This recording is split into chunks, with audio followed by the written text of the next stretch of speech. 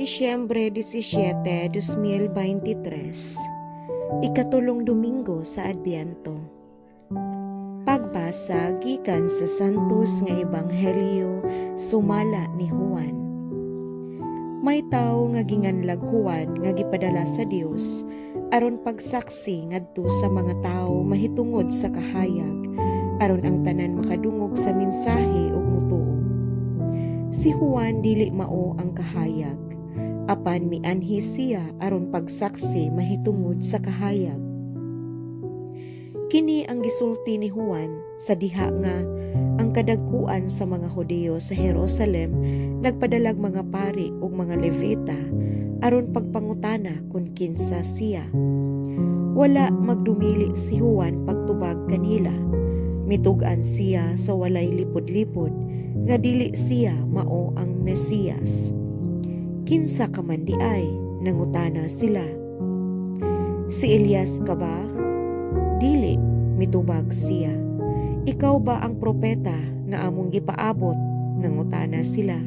Dili, mitubag siya.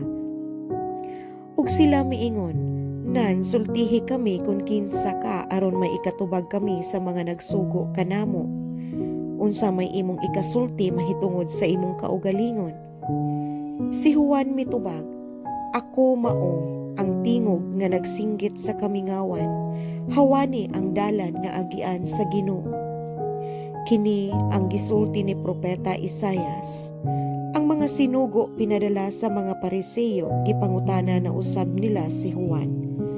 Kung ikaw dili ang Mesiyas, ni si Elias, ni ang propeta, nganong namunyag ka man?